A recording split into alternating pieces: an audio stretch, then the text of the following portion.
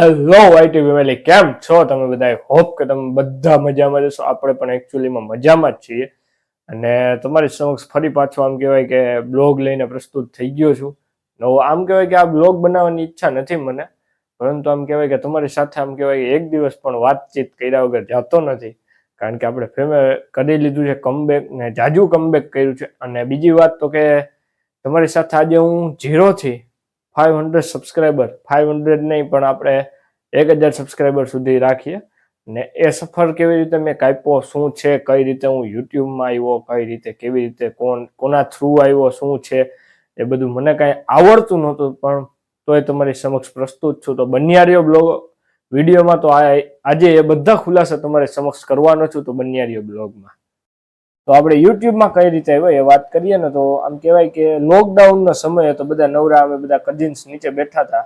તેમાંથી મારા એક બ્રધર છે, મારી સાથે ચેલેન્જ મારી કે તારાથી યુટ્યુબ ચેનલ ના બને, ન બને. તો ત્યારે આપણે એને કીધું હતું કે હું તને 24 જ કલાકમાં ચેનલ આપી દઈશ બનાવીને. અને ત્યારથી આપણે યુટ્યુબમાં આવ્યા હતા. ફર્સ્ટ ઓફ ઓલ તો આપણે જ્યારે યુટ્યુબની શરૂઆત કરી ને, ત્યારે આપણે આમ કહેવાય કે એવું બધું કંઈક ખાસું આવડતું જ નહોતું.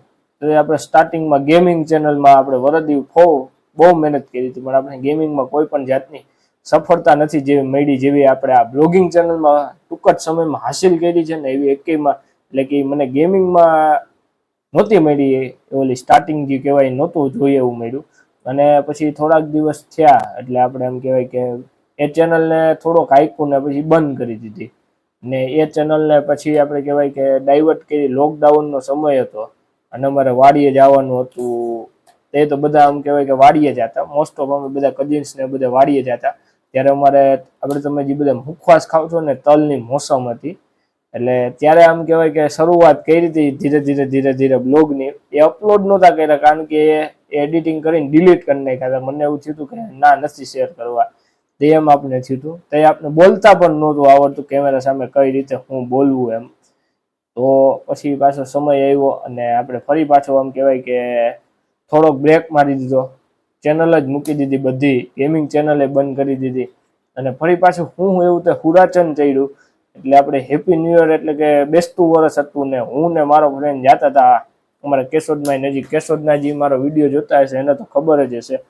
તો અમે બે જતા હતા અક્ષયગઢ ને. મને એમ થયું કે નહીં, આજથી હવેથી બ્લોગિંગ ચેનલ બ્લોગ ચાલુ કરી દઈએ આપણી આ ચેનલમાં. તો ફરી પાછા આપણે તે દિવસથી બ્લોગિંગ ચેનલ બ્લોગ ચાલુ કરી દીધા હતી તે દિનો એમને હાલે. અને પછીનો સમય આવ્યો અને આવી 14 ફેબ્રુઆરી. તો આપણે એ દિવસે ઉત્તરાયણનો વિડીયો તમને આપ્યો. અને એમાં એમ કહેવાય કે એ વિડીયો બનાવ્યો એટલે ઘણા મારા ફેમિલી મેમ્બર નારાજ હતા મારાથી. ઘણા એ ચેનલ હેકિંગના પ્રયાસો કરેલા છે. આપણી આ ચેનલ હેક કરવાના ઘણા બધા પ્રયાસ કરેલા છે, થઈ ગયેલા છે. પણ આપણે એમ કહેવાય કે સતત મહેનત કરતા હતા અને સતત એક્ટિવ હતા, એના કારણે એ ચેનલ હેક થઈ નથી આ કોઈ દિવસ. અને બીજી વાત તો પછી આવ્યો 12માં હું આવ્યો. એટલે 12માનું ચાલુ થયું, ભણવા સ્ટડી ચાલુ થયું.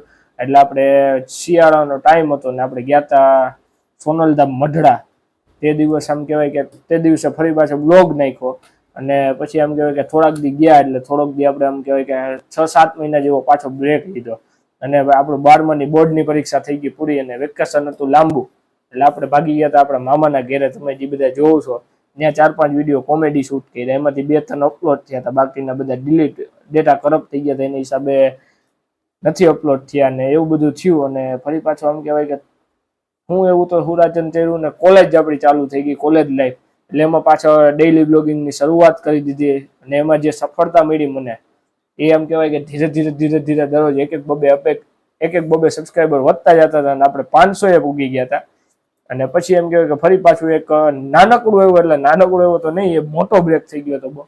એટલે 2023 આવ્યું અને આપણે બ્રેક માર્યો હબ્બાવનો દિવસ. 1 વર્ષનો બ્રેક માર્યો હતો કારણ કે હું થોડાક એવા કામમાં હલવાઈ ગયો હતો, એના કારણે આપણે બ્રેક માર્યો.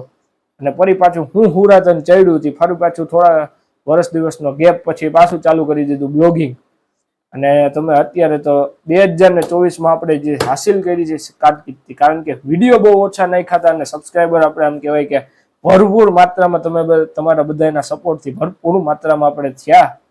અને તો આવી રીતે આપણે કંઈક ધીરે ધીરે કરતા ગયા અને દિવાળી આવી 2024ની લાસ્ટ યર ગઈ. અને દિવાળીના દિવસે આપણે એમ કહેવાય કે 1000 સબસ્ક્રાઈબર પૂરા થઈ ગયા. ધીરે ધીરે આપણે રમત કરતા જતા હતા અને વિડીયો નાખી જતા હતા. તો આપણે એ પૂરું થઈ ગયું. 1000 પૂરા થઈ ગયા અને કઈ સેલિબ્રેશન કોઈ પણ જાતનું કર્યું નતું, કારણ કે ત્યારે હું એવી રીતે સિઝનમાં હતો. એટલા માટે આપણે કોઈ પણ જાતનું કઈ સેલિબ્રેશન નહોતું કર્યું. અને ફરી પાછા હમણાં જ ટૂંક સમયમાં 2000 ને દિવાળી ગઈ એટલે કોલેજ સ્ટાર્ટ થઈ ગઈ ફરી પાછી. એટલે ફરી પાછી કોલેજ સ્ટાર્ટ થઈ અને મને વિચાર આવ્યો કે નહીં, હવે ફરી પાછા ડેઈલી બ્લોગિંગ ચાલુ કરી દઈએ. ફરી પાછા ડેઈલી બ્લોગિંગ ચાલુ કરી દીધા. એમાં તો મસ્ત મજાના તમારી સાથે આઈ ક્વાઇટ યુટ્યુબ ને એવા બધા પ્રેન્ક પણ કર્યા. ઘણા બધા કોલિંગ પ્રેન્ક કરેલા છે. 2-3 કોલિંગ પ્રેન્ક કર્યા. 1-2 કોમેડી બ્લોગ, એક કોમેડી બ્લોગ નાખ્યો, એક ડેઈલી રૂટીન બ્લોગ નાખ્યો. એ રીતે કરતા કરતા આપણે 1K પૂગી ગયા. તો આવો કંઈક હતો આજ લગનનો મારો સફર. તો આપણે આ વિડીયોને અહીંયા જ એન્ડ કરી દઈએ છીએ. તો મળીશું કોઈ નવા બ્લોગ સાથે. તો આ લગન સબસ્ક્રાઇબ કરી દેજો. જેમ આગળ મને 1000 ફોલોવર લગન 1000 સબસ્ક્રાઇબર લગન મને સપોર્ટ આપ્યો છે, એવો ને એવો સપોર્ટ આપણે હજી 1000 નહીં, એની પાછળ હજી લાગે એટલા મીંડા લગાડવાના છે. તો આવો નવો સપોર્ટ કરતા રહેજો અને મારી ચેનલને સબસ્ક્રાઇબ કરી દેજો. અવનવી આપણી કહેવાય કે આમ જર્નીસ છે. તમારા બધાના ક્વેશ્ચન હોય કમેન્ટમાં ટાઈપ કરી દેજો, એના પણ જવાબ આપીશ. તો બન્યા રહેજો બ્લોગમાં. આ વિડીયોને આપણે અહીંયા જ એન્ડ કરીએ છીએ. જો તમને મારો આ વિડીયો ગમ્યો હોય તો લાઈક કરો, શેર કરો અને સબસ્ક્રાઇબ કરો. મળીશું કોઈ નવા વિડીયો સાથે. તાલગન મને આપો રજા. Good bye and good night and take care. મળીશું કોઈ નવા બ્લોગ સાથે.